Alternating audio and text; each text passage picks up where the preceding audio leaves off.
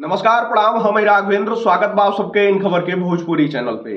भैया, उत्तर प्रदेश के राजनीति का बात होखे और ओम प्रकाश राजभर का बात ना होखे तो फिर राजनीति तो अधूरा ही लगी। राजनीतिक गलियारा में एक बार फिर राजभर सुगबुगाहट लेके निकल आ रहल बानन।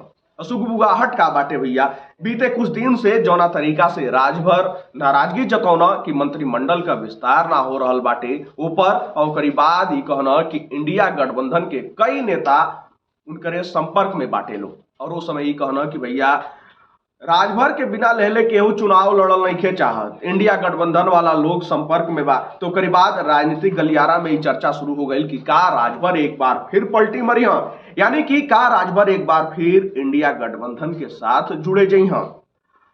खैर, बाद में जो बाकी एक खबर का खंडन भी वो लोगन के द्वारा कल गई कि दो मुहा सांप वाला और ये बयान जो दिहल गई रहे उस सपा के संबंध में रहे। लेकिन एक बार फिर अभी चर्चा थोड़ा थोड़ा तेज हो रहा बाटे। दरअसल उत्तर प्रदेश के संभल में कल की महोत्सव का कार्यक्रम रहे। उस दौरान कांग्रेस नेता आचार्य प्रमोद कृष्णम के साथ मंच साझा करत हुए नजर आई। वो मंच साझा कैले के बाद फिर राजनीतिक गलियारा में चर्चा का दौर शुरू हो गई। लेकिन मंत्रिमंडल विस्तार और इंडिया गठबंधन के संपर्क पर राजभर मीडिया से बातचीत कर समय का कुछ कहले बाना, तनी पहले आप सब ई सुन ली। कार्यक्रम था, भगवान कल्की महाराज का महोत्सव था। उस महोत्सव में हमको निमंत्रण था, उसमें सम्मिलित होने गए थे। अब उसका अर्थ लोग अलग अलग निकाल रहे हैं, तो उसको हम क्या कर सकते हैं। कहीं आप विकल्प तो नहीं ढूंढ रहे हैं? इंडिया गठबंधन के बहुत से नेता हमारे संपर्क में हैं और ये नेता जल्द ही एनडीए में शामिल होंगे। कुछ तो दल शामिल होंगे और कुछ नेता शामिल होंगे। आपके मंत्रिमंडल में शामिल होने की कब तक संभावना है? जिस दिन विस्तार होगा उस दिन हो जाएगा। विलंब होने का कारण क्या है? चुनाव व्यस्तता।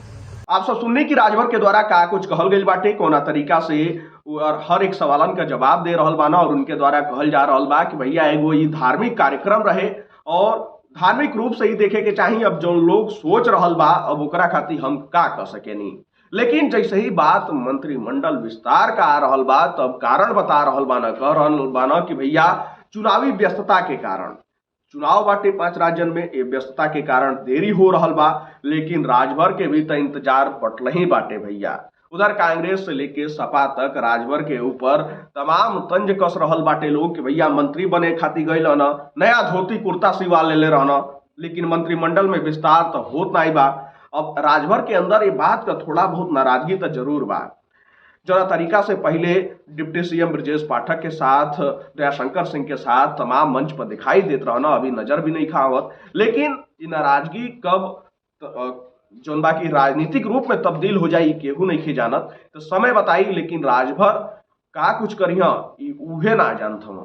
काहे कि भैया वो खुदे कहे ना कि नेता दो मुहा साफ होना, जब समय देखिया कोना तरीका से राजनीति करे के बाटे वो पलटी मार जइया। खैर, लोकसभा चुनाव में अभी समय बाटे, लेकिन उससे पहले बीजेपी कोना तरीका से राजभर के साथ ही तो समय बताई। काहे कि राजभर जब एनडीए के साथ शामिल भइना तो उस समय भी चर्चा तेज रहे कि राजभर का कई गो डिमांड बाटे। डिमांड बा कि 2 गो लोकसभा के 2 गो सीट और एगो बेटा का टिकट, और ओकरे बाद मंत्रिमंडल में विस्तार। लेकिन घोषी उपचुनाव जोन भइल वही से राजभर का राजनीतिक भविष्य तय होके के रहे, और वो चुनाव में जोन बा करारी हार का सामना करे के पड़ल। ओकरे बाद से राजभर का ग्राफ भी नीचे आई।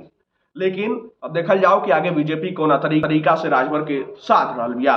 फिलहाल जानकारी में इतना ही है, पर आप सबका क्या राय बाटे आप सब अपन राय कमेंट बॉक्स में जरूर बताइए।